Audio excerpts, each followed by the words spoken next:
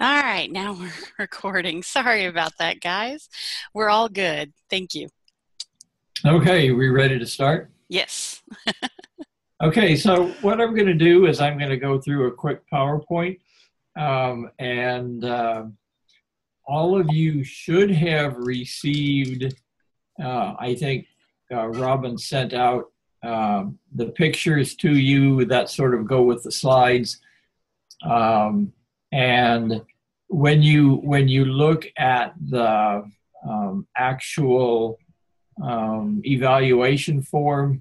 It's got numbers on it that refer to the pictures, although some of them are not completely accurate anymore. But so you will, they're sort of all three tied together. So we'll start with the PowerPoint. And so you can see here that the assignment is due November 30, 2017. After that, you send it to Robin.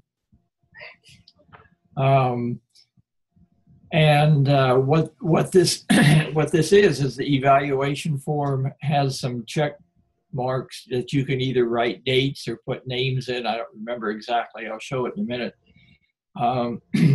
So when you send me information that what I want you to do for the assignment is actually take the evaluation form and evaluate your library.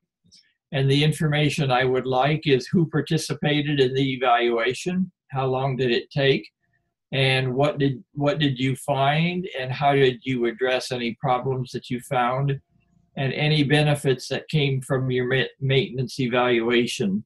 Those are some things that I would like to get. You don't need to send me the evaluation, although some people do. So what I would like is these four bulleted points. That's all really that I need when you send me, and just send me an email with this information and your assignment is done. Actually, Harry, they could do that, or there's a way to submit it through the class website too that will get you an email. So if you go to the class website and click on the assignment, you can write out the information Harry asked for in a online submission, and that will help me with the grading too. So sorry. Sure. Okay, so Chris Ripple and I did a video about how we do library evaluations. And I don't know, that was available on Pinterest or somewhere. I don't know where it is by now. So if Robin can find a link to that, she can send it to you to make sure if you want to go look at the little video that we made. I think they may actually be linked from the website, the class site. So okay. So to start with, I know some of you that I've already seen as attending this are new librarians. So when you came to your library, if your library is in reasonable condition without major defects or flaws, you need to thank all the librarians and library boards that preceded you. And how are you going to leave the library for future generations? You know in your own house that if you let things go, bad things happen. Is that right? You can shake your head. And the same thing happens with libraries. If you notice cracks in the sidewalk, if you notice branches down laying in the yard, if nobody takes care of them, sooner or later, there's going to be a problem. So why do we do maintenance? Preventive maintenance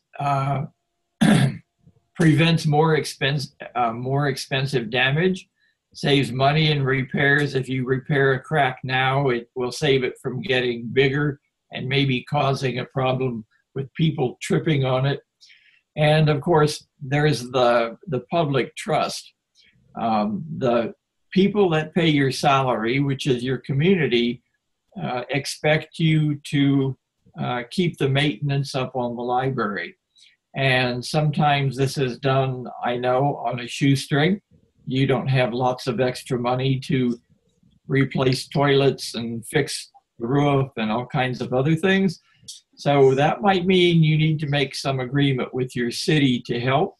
It might mean that you get in good with a local contractor, or maybe someone on your board, or even your husband, wife, whoever, might help with doing maintenance when it's needed. So actually, who has the skills to do this? Who can get on the roof of your building? Is it a board member, a friend of the library, a local contractor? If you're in a larger city, there may be a city inspector, but everyone should be noticing, everyone should be looking for problems with your library.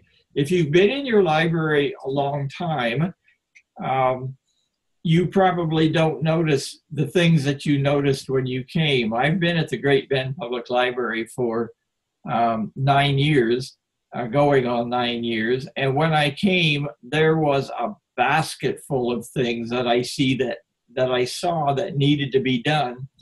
And over the years, I've gotten them all done. But you know, I probably am not seeing things that need to be done now because my eyes aren't fresh anymore. So you may need to get someone with fresh eyes to come to your library and look at it and point out the obvious things that you don't even notice anymore. Carnegie libraries are notorious for,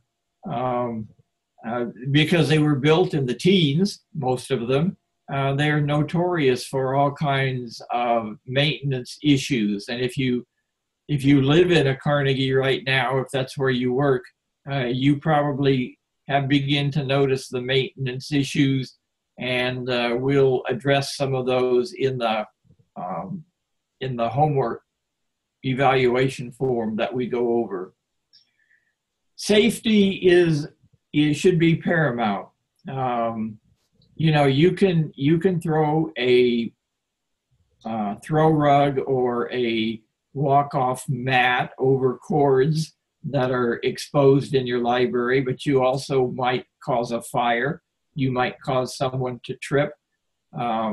So we need to think about safety when we also look at maintenance. So it's not just fixing obvious problems, but it's looking for safety issues. Interior maintenance. You know, we've got everything from plumbing to fixing walls. I can't tell you the number of issues, and we'll get to some of these when we look at our form, but there is lots of interior maintenance that needs to be done, electrical, changing bulbs. What happens when you can't get the fluorescent tubes anymore that you had in your lights? Is there a better way to light your library? We'll talk about some of those. And plumbing and electrical, you know, this doesn't apply so much anymore, although I don't know about all of your libraries. If your library doesn't have a hot water heater, that's really bad in winter. That means that people coming to your library probably are not going to wash their hands when they need to, because it's kind of a mess if you got freezing cold water. But equally as bad, now what does it say about your library when you walk in and the stacks are dark because you got light bulbs out? There are better ways coming up all the time to repair fluorescent fixtures, and if we have an opportunity, we'll get into that. This is actually kind of a crude plumbing arrangement in this library. And so what we have is the water line coming in. We have a sort of an instant water heater. It provides enough water, hot water, to wash your hands, but doesn't keep a tank full of water. These can run anywhere from $150 to $1,000, depending on how much water you want to heat. It's a tankless water heater and can actually replace tank water heaters. This happens to be one that just plugs in, and of course they've just plugged it into a strip right here. The actual big ones should actually be wired in. So if you've been using an electric water heater, then you could easily replace it with a tankless water heater because the electrical connections are there. If you've been using gas, you're going to have someone put in an electrical connection for your tankless water heater. And so then I have here completing November 30, and that's when we expect it to be done. So, and I have... Harry, we do have a question. Carolyn from McLeod wants to know, you don't own the building, so your board doesn't feel like it's their responsibility to do this kind of repair. And the Recreation Commission, whom I'm assuming does own that building, says they aren't paying for it. One thing we like to suggest here at Neckles is working up a memorandum of understanding as to who does what. Do you have any suggestions? Well, that's absolutely true, and it may not be the Rec Commission. It may be the city itself owns the building. You know, they may pay for some things. They may pay for insurance. They may have insurance on the building. But when it comes to putting a new roof on, they expect the library to do it. So you do, most of this sort of is done by what's been done in the past. And maybe there's never been an agreement.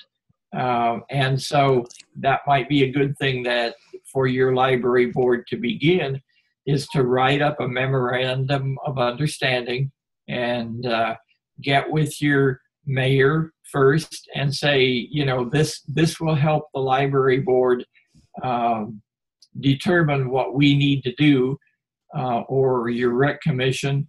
And you may point out that the mill levy that they're giving you just barely allows you to stay open and pay some wages.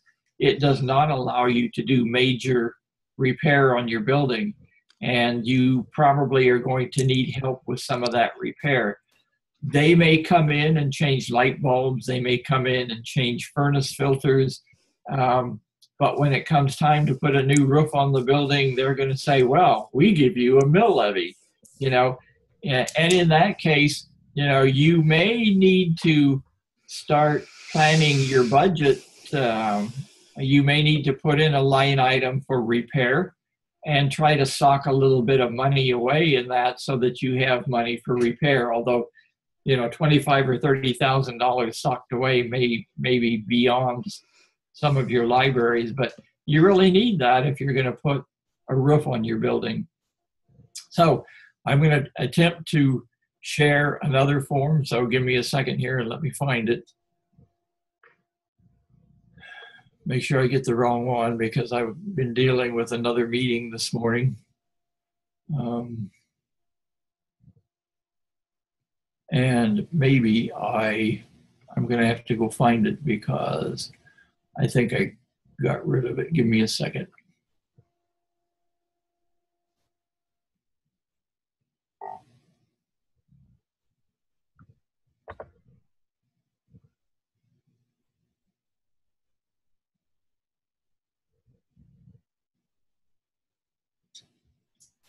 While Harry's looking for that, I will mention Carolyn said she's more worried about safety issues as well. And I would address that in the memorandum of understanding, because if they own the building, they're the ones that get sued if something happens. And so it's in their interest to take care of those safety issues as soon as possible. So, all right. Okay, so let me see. How come I don't see this here? We see the, we had the Word document with the memorandum of, or the maintenance checklist, yeah. Okay, well, let's try that again then, because it didn't look like it. Okay, so do you have it now? Mm-hmm. Maintenance checklist for public libraries. Okay, and do they have you made this available that they can download this? Okay, so you do have access to this document? It's also in the class website. Mm-hmm. Okay. And you also have a set of pictures that go along with this. And I may or may not pull that up. I could. So looking at the exterior, and I'm going to go through a few of these. We don't have to take up the whole hour for this because, you know, if it's all written out, you don't need to have me read it to you. But this first one, contract or arrangements for regular maintenance and equipment are established for maintenance of library grounds. And the same thing for the interior. This is what you may want to do with your city. This might be something you want to do with, you know, somebody else in the community. So in this document, I have completed, in progress, or not planned. And who's responsible for this? Is it the city or someone else that's responsible for the regular maintenance of the lawn, the flowers, the shrubs, the trees, the flagpole, the bike rack? And we could put, if you've got an external book drop, all of this stuff needs to have regular maintenance. And I have air conditioner that also preventive maintenance contract for the air conditioner and the furnace, the forced air, whatever is heating your library. You need regular filter changes. You need someone to, especially on the air conditioner, every spring, someone should come and check that everything is in good working order, that there's plenty of Freon, that the fins of the condenser outside are clean so that air can move freely in that unit. Maintenance of exterior signage, and I say see picture 4. Those are the pictures that you should have downloaded. It's sort of, you know, you would think that the sign to your building is something that would be kept, you know, nice and not only legible, but I have libraries where bushes have grown up so big and tall that they cover the library sign. You want to make sure that the library sign is visible. It's also nice to have something that's instead of flat on the building is perpendicular to the building. So particularly if you're in a storefront, that there's something perpendicular to the building that says who you are rather than flat on the building. So people can see it coming down the street. And if you have new people to town, visitors, it's important for them to see the library before they're actually passing it and maybe even miss the sign. In some larger cities, you want to have regular parking lot maintenance to make sure that the material that's, you know, making it possible to park on is still in good shape, whether it's concrete, whether it's asphalt or it's rock, you know, to keep it in good shape, keep the holes out of it, is pretty important. And doing some striping and things, painting the handicap symbols on it. That's something that you may need to remind the city of. That might be something that you learn how to do. Anyway, things that you want to look for. That you have procedures in place for ice and snow removal. That's important. Inspecting windows for air seals and integrity, repair and replacement of windows. If you have a Carnegie building, you need to look around the edges by the brick and make sure that everything is caulked very, very well. That's a good source of an air leak. The roof, I was just on a roof last Thursday.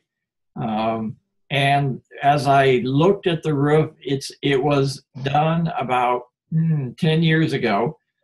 It was a rubberized material, and at first look, it looked really, really good. The seams were intact, and as I looked around, it was a flat roof that had drains going down the insides of the walls and then out. And so the problems they were having is that these drains were freezing in winter, allowing water and snow to pool on the roof. And not only that, now as we looked at it, I was up there with the city maintenance guy, and the drains were plugged with leaves and other sediment. So that's one thing that he needed to do was check the drains on the roof, and they're actually going to replace the drains and make them drain down the sides of the building instead of through the wall of the building. That will help them keep them from freezing up inside the building. They had little bitty heaters at each of the points inside the building that the drains were at, that they turned on 24 hours a day during winter to keep the drains free. And that shouldn't be something that you have to do. But anyway, this roof, while it looked good, as we went around, we found that the rubberized coating was separating from the backing in several locations, which meant that it was susceptible to hail and other kinds of things that could actually puncture the rubberized coating. There were places on the edges where it connected to the top of the wall that did not have a good seal, and this maintenance guy would go up every year and make sure he would caulk those areas, although there was you could see on the inside tile that the roof had leaked a little bit anyway. So just because the roof looks good, and I don't know, maybe give me a chance here. Let me pull up those pictures, because I want to show you some pictures of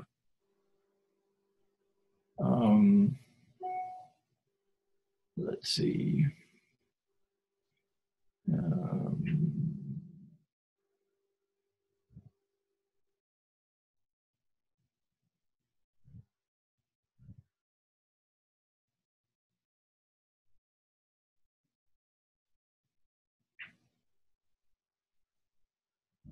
Okay, now let's see if I can figure out how to share this.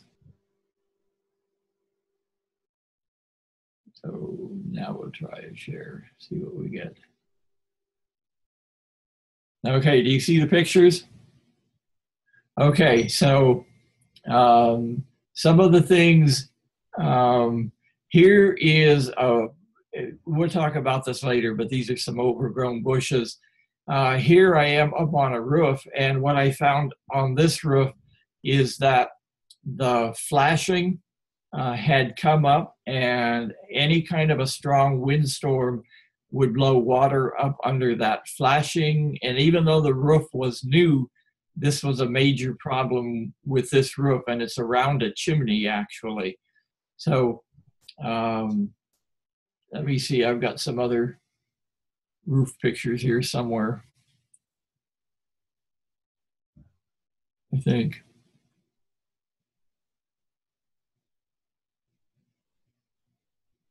Okay, here's a roof picture. These are little moon craters, and actually it's an optical illusion, because these are not craters. These are actually bubbles, and if you blink a few times, you can see that they're bubbles and not craters. Or if you blink and it turns them into craters, then you know that you've been fooled. So these bubbles were on a roof that had been repaired shortly before, and it formed these bubbles. These bubbles were very easy to break, and that's where water would get in. This is a picture of an otherwise intact roof, and this is a picture of me taking a picture actually. And what I'm showing here is a bad seam in this roof. So there's lots of reasons for you to get on a roof. Here's a flat roof that didn't have any leaking problems, but it is a flat roof. And after a rain, water pools on it. And if there ever is a leak, then this water is handy to be leaking for 2 weeks after a rain. So on the roof that I mentioned that I was on just last Thursday, my suggestion is that they build a little ridge down the center of the building and actually make a little hip in this roof. They would have to take all of the vents coming up and extend them and actually make this roof drain on each side. So rather than having a flat roof, they would have a different kind of roof that would shed the water a lot better. And again, that's something that if you can't afford, you might discuss with your city. So those are some of the roofing pictures that I had, and we'll get back to some of those in a minute. But let me get back here. Let me say stop sharing and go back to sharing the other one. This one. Did that work? Okay. Let me get this up. Something's in the way. Oh, there we go. Okay. So the roof is particularly important to look at. And again, if you can't get on your roof, then you need to find someone in town that can, because even if someone said, well, the roof was just fixed 5 years ago, you want somebody to go up and inspect it, and they need to look at the gutters, make sure the gutters have been cleaned out. I know some of your libraries are in areas that where there are lots of trees and leaves, and gutters can get plugged up very easily. So you want to check those, because even a clogged gutter can cause a roof to leak. And that's actually the next one here. And I'm not going to pull up the pictures again. Another thing that people don't think about is, and we just finished with all of the fireworks yesterday, but Halloween is coming up, and you want to walk around your building and make sure there are not pieces of loose concrete and bricks and rocks otherwise available to be hurled at your building. It's sort of common sense that you pick up anything that could be used to damage your building. And you say, well, it's never happened before. Well, it sure could. You want to look at the outside water spigots. Make sure that the handles are removed, or you have the kind of spigot that has a removable handle, because it's easy, particularly in the wintertime, for somebody to turn on a faucet and let it run and make a big ice puddle. And I've seen this happen. Another thing is look at the eaves of your building and the overhang. Some of the pictures, if you want to go back and look at the pictures, I have pictures of some buildings where mud daubers have just coated the underside of the eaves with their mud nests. In my own building right here, I have my maintenance man on the dock spray off the ceiling 2 or 3 times a year, because the spiders just make all kinds of little spider webs that really look ugly. So check the eaves of your building, make sure. And, you know, some librarians, some people even find an actual wasp nest, you know, the kind that hang down with the little compartments in it. And again, you want to get rid of those. Make that area of your library look neat, look clean. Exterior electrical for your air conditioner. The panels that shut off your air conditioning really should have a little lock on them.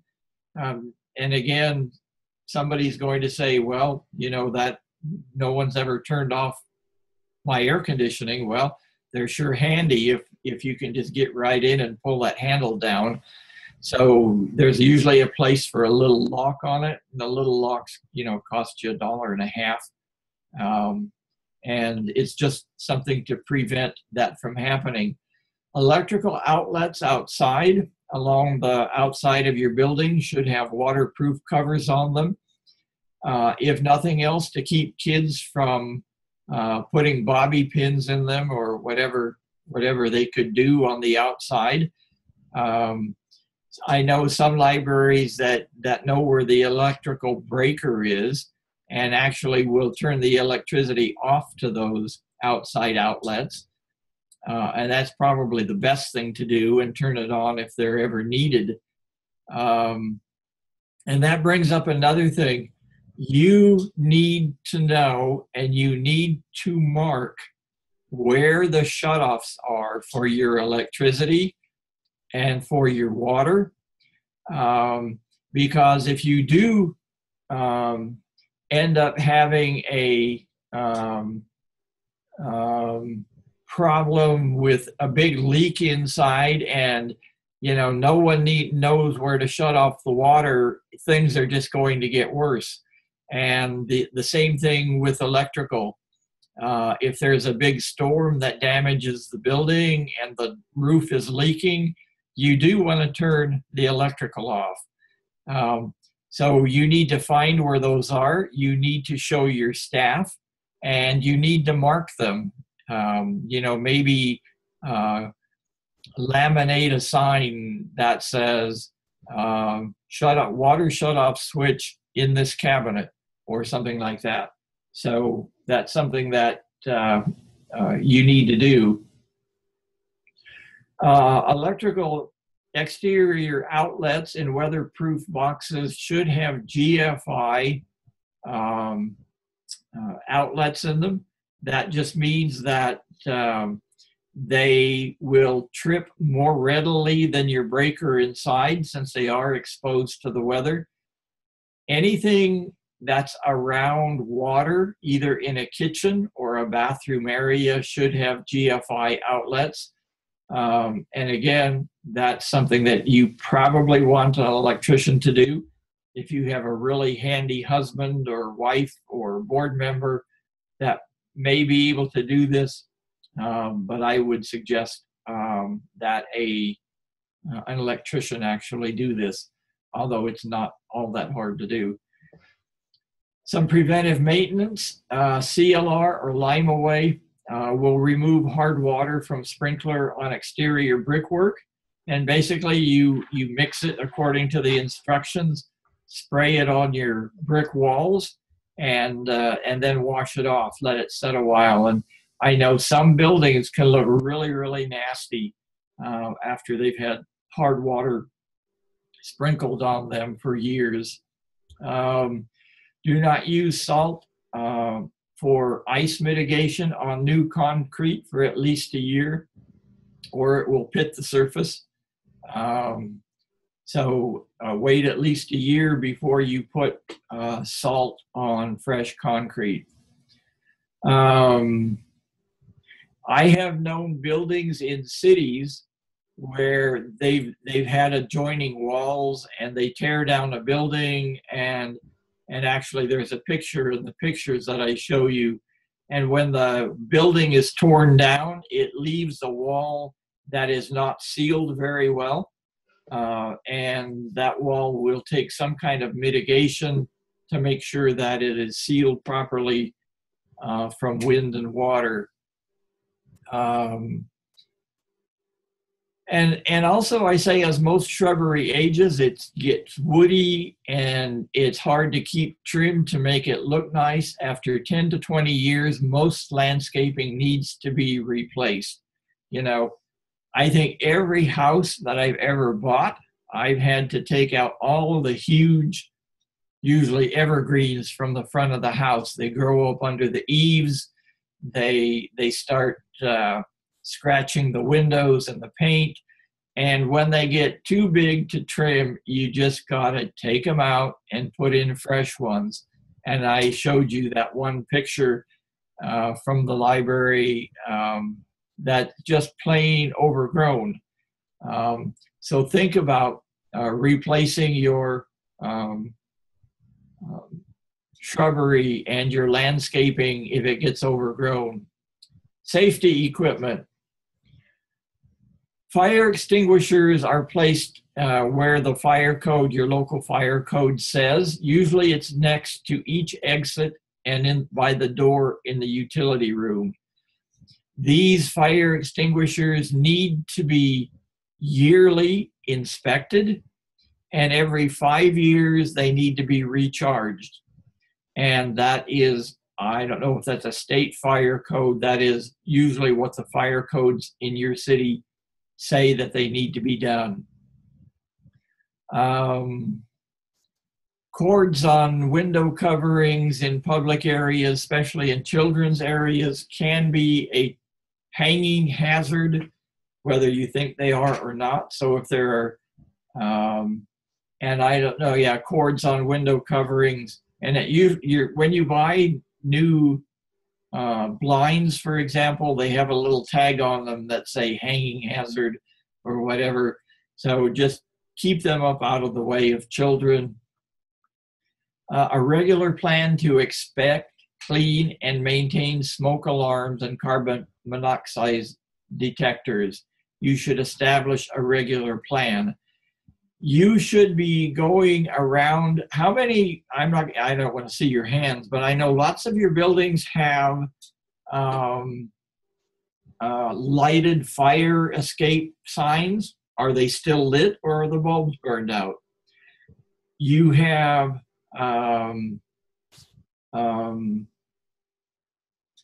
lights that come on when the electricity goes off, or you should. And how many times a month, at least monthly, you should test those. They should stay on for 15 to 30 minutes. So if they're plugged in, you just unplug them and see if they come on. Some of them will have test switches, and if you push on the test switch and they don't come on, that means the battery is bad. The battery has worn out, and you may just need to replace batteries in them. But you need to check your emergency lighting. You need to look at your fire escape signs, make sure they're still lit.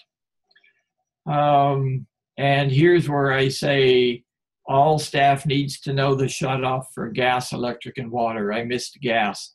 So what you do is you go outside and you find where the gas meter is, and you find out, and you might have the local utility come down and show you how to shut off the gas to your building.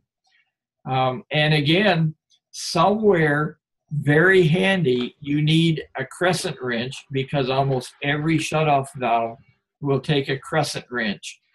And you need to have one hanging handy, not outside by your meter, but somewhere as you get outside. Because if you ever need to shut that off, you don't want to have to hunt down a crescent wrench to shut it off. So again, that's something that you can work with your city on. And I have emergency lighting here. In your bathrooms, you can buy a really inexpensive plug-in light that keeps charged as it's plugged in. Most of your bathrooms do have electrical outlets. So you plug in one of these little lights. They run anywhere from $10 to $15. And if the electricity goes off, at least a light comes on. I don't know if you've ever been trapped in a bathroom without light, but it's kind of funky to get things finished up and get out of the bathroom if there are no lights. So you can easily put in a light in your bathrooms that cover this. You can buy emergency lights from $30 to $50 that mount on the wall and plug in.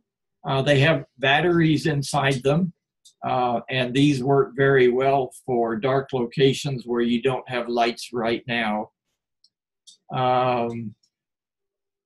All of our areas, everywhere where we have a desk, we have purchased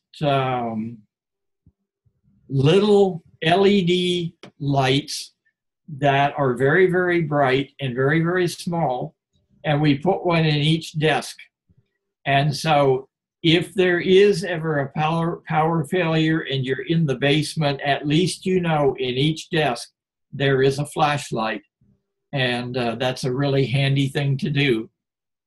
Electrical cords should not be run under carpets or across walkways. If you need an electrician to add in some outlets, maybe run through your ceiling and then down a pole to where your computers are or wherever you need them. Those should be installed. Electrical outlets in children's areas, those little plastic caps that drive you crazy when you try to take them off, they should be actually in all of the outlets in the children's area. Jerry, oh, sorry. Yeah, go ahead. Jerry says that they had the issue of hanging cords at their library, and they put hooks to keep them out of the way of children, above children's level is what they said. So sure. That's another way to do it. Absolutely. This is the one that I find, and I may even have a picture of one in the pictures. I think I do. All exit doors must be unlocked during business hours and have interior crash handles. That's so if people are leaving your building in a panic, they don't pile up at the door, that if they hit that crash bar, it opens the door. They are not all that expensive, although you do need a maintenance man that knows what he's doing to install them. And this is a big one. Make sure that you don't have all your cleaning supplies stacked around the exit door. I've seen this in libraries where they have the mops and the buckets and the extra whatever stacked around the door. And the other thing I've found is go to your exit door and see how hard it is to get it open. I have been in libraries that I could not open the exit door because it has weeds and little trees and everything else growing up on the outside and prevent it from opening. Or it has been in there so long that it has expanded and just won't open. You need to check those exit doors, make sure all of them open freely. And if it truly is an exit door, it should not be locked during the day. Again, you will have to deal with, if it's somewhere in a back room and you don't want people coming in, you'll have to figure out a way to have a bell or an alarm if the door is opened. Storage in the HVAC furnace and heater room is discouraged. I think almost every library I go into use that utility room for summer reading storage and everything else. You have to keep things away from your furnace and your water heater. 1 to 2 feet, I say 3 feet here. You have to have an area around them that is not going to cause them to cause a fire. And really, anything combustible should not be in your HVAC room. And as we found out here at the Great Bend Public Library, if you ever replace your heating and air conditioning, then the local codes say that if this is where air is drawn into your library, then you can't have anything combustible in that room. So again, if you're going to replace your HVAC, make sure you check the codes when you do that. So tips for safety equipment, I have some places here, and I hope this is still a good website. I haven't checked it lately, but you can go and you can even search on Amazon for emergency lights. They are not expensive and they're well worth your money to put them in. The HVAC regularly changing the filters on them is important, probably a minimum of twice a year, because this does affect the air circulation, and you want them as free as possible, free of debris, so you need to replace those filters. You know, the regular yearly inspection should be done to make sure that everything is proper, and your furnace, your forced air furnace, make sure that it hasn't developed a crack and blowing in carbon monoxide. So there are reasons to do this checking. I don't know if any of you have a boiler. Boilers usually are mandated by the state to be inspected yearly. If you do have a boiler, you know, you need a repair schedule. You need someone looking at that boiler regularly. When I owned my own dry cleaner, I had a boiler and it was a pain in the butt. But it does take a lot of maintenance, and you have to check it regularly. So on the interior, any preventive maintenance that needs to be done, if you have automatic doors, make sure they're lubricated. Make sure that the library is compliant with all electrical codes, and that you don't have more plugged into outlets than should be. That can happen. Elevator or lifting devices need regular maintenance and need regular inspections. And of course, a regular schedule to maintain your floor coverings. And mainly we're talking about, you know, you certainly want to keep them clean and keep them looking nice, but you also want to make sure that you don't have anything developing that could be a tripping hazard, which could be, you know, carpets as they're walked on tend to bunch up a little bit if they're not done properly. Those can be tripping hazards. Make sure all your wall shelving is secured. Make sure that it's screwed to the wall and not just freestanding. We would not want them falling over on people. Cleaning your library, of course, is something that we shouldn't have to say, but you should need someone to regularly clean your library. Interior lighting, fluorescent ballasts are replaced as needed. If you ever get really acrid smoke coming from one of your fluorescent lights, it is a malfunctioning ballast. And my suggestion today, and because I didn't get to this soon enough to do some updating, we have found that you can buy LED strips of lights that actually have a magnetic backing that can be put into your current fluorescent light and take out the old ballast. The new ones come with a little ballast that run these LED lights, and a 4-bulb fixture, if you get a 2-bulb LED replacement, is brighter than your 4 bulbs. It runs anywhere from $50 to $75. And of course, you need someone that can pull a ballast out and rewire it. And then these LED strips with the magnets are just put onto the current fixture, right onto the metal that you have now. And you can put the cover back on and you'll have a much brighter light that will never go out. So my suggestion is, if you're fighting electrical fixtures, and if I have an opportunity, I will send a link to Robin and she can pass it on to you so that you can, I found in one of my towns. Which one?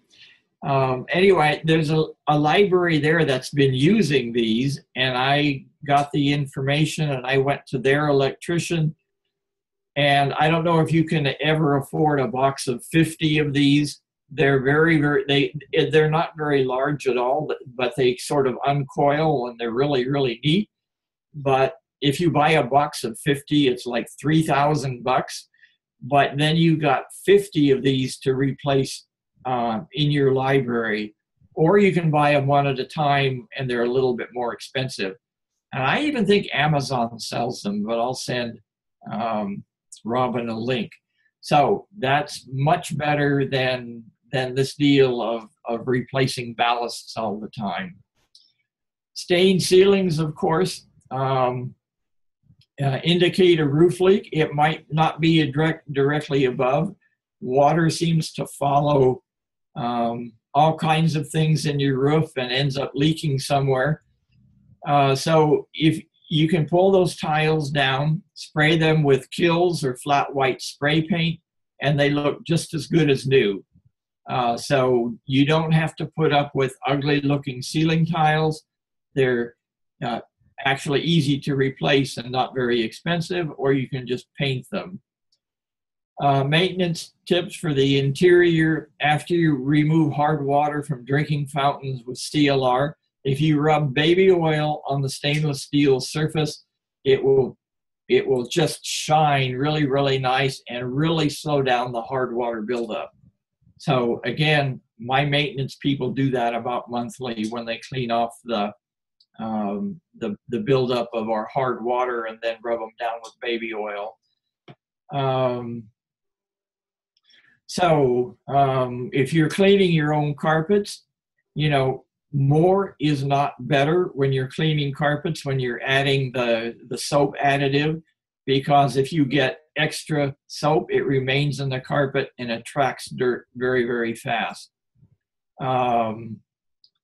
Bubbled plaster on below grade walls indicates water leakage from a negative slope where your downspouts lead away from the building. So you want to look at all of your downspouts, make sure that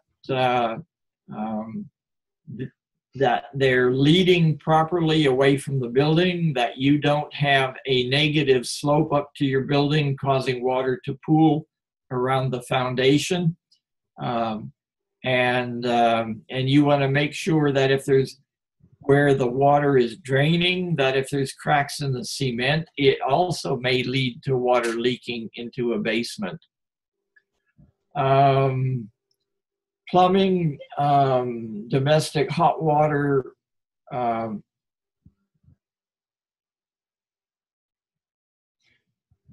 every water heater eventually will go out, and you know that at home.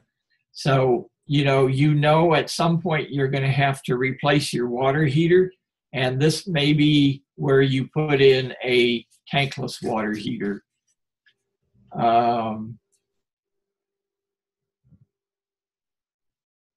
So I talk a little more about drinking fountains. Water heaters and boilers need to be checked for leaking pipes and seeping pipes. In those pictures I show you, if you see white residue or a lot of rust around the top of your water heater, or even some of the places on your furnace, you've got water seeping, and all of those, anything where you see that needs to be repaired, because that will cause those fixtures to leak sometime. So here again, I talk about tankless water heaters. Here's a little bit more expensive one, actually. And I have, you can buy those at Amazon also, but they do need to be put in. An electrician needs to wire them in. Toilets can be retrofitted with automatic flushing mechanisms. I've done those on the urinals in my bathrooms. You can put those also on on your stools. And again, they're not all that expensive, a couple $100 each. And some of the new ones have a number 1 or number 2 option that uses less water, if that's a deal to you. Okay, and I have some electrical things here. If you look in your utility rooms, make sure you don't have any boxes that have wires hanging out of them. I have seen libraries, and I've even got some pictures where someone has come in and done some electrical work and never put covers on boxes. And actually that is there for a reason. If any of those connections overheat and start a fire, if there's a cover on them, the fire will not spread. So again, make sure if you look in your utility rooms or wherever you have wires running, make sure there are no boxes that don't have covers on them.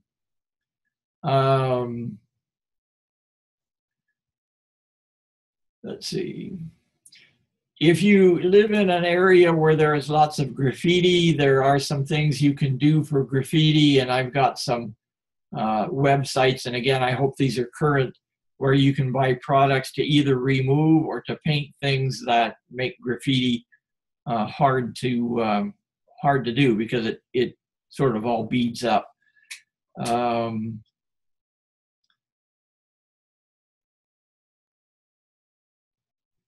So when you need interior signage, my consultant Gail has done lots of workshops, even at KLA, on making your own signs. And again, I think that's probably what this link is to, on how to make your own signs that look really, really nice for the inside of your library. And basically, that's going through this list. So what I want you to do is to take this list and either yourself or with board members or with your city inspector or with a contractor, and go around your library and check whether the librarian's going to fix it, the library staff, the city, or someone else. This is for your own use. When you're done, I want you to send me the information that that says, yeah, this is what we did, this is who we did it with, and this is what it did for our library. And that's all I have. Any questions? Yes, Jerry Kay would like to ask you to address the modern lighting that you had mentioned. Okay, give me a second here.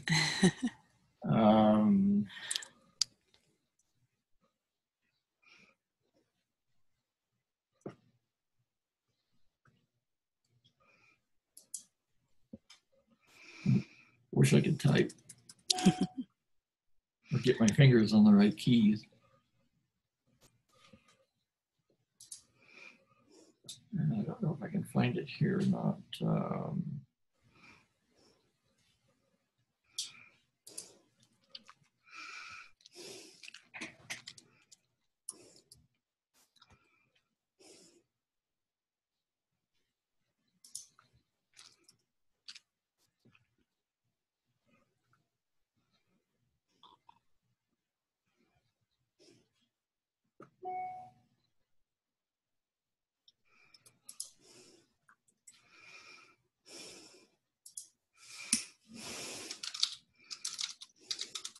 I know I had seen them in here.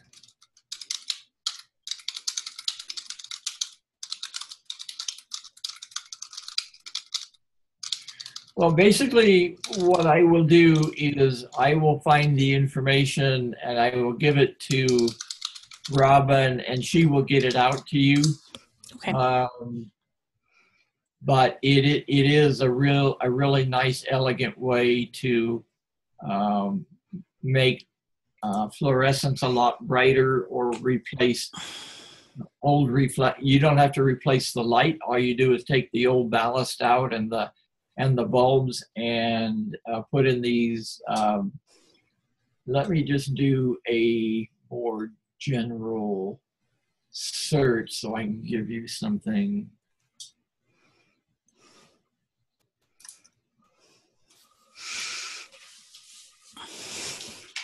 Okay.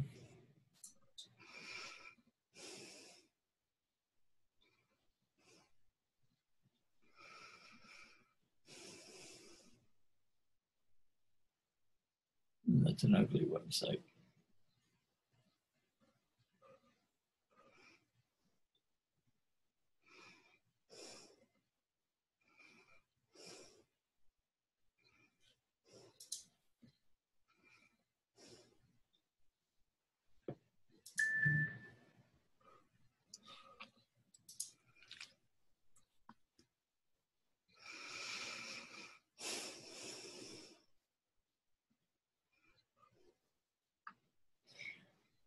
Okay.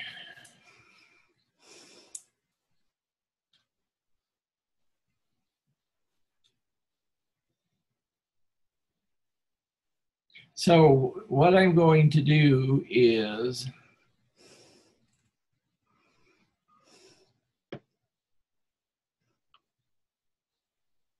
I'm going to mail this to Robin.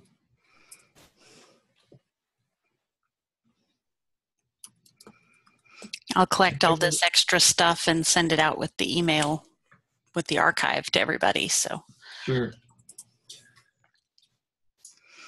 Okay, so I mailed her a website, and they actually show some retrofit kits,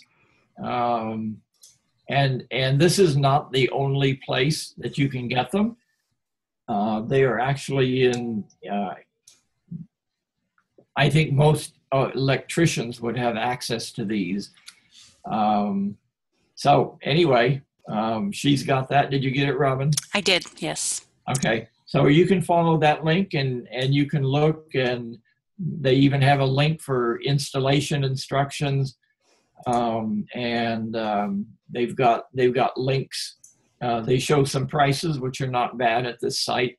So anyway, does that answer your question? Yes. Okay. It's lunchtime. It is. It is.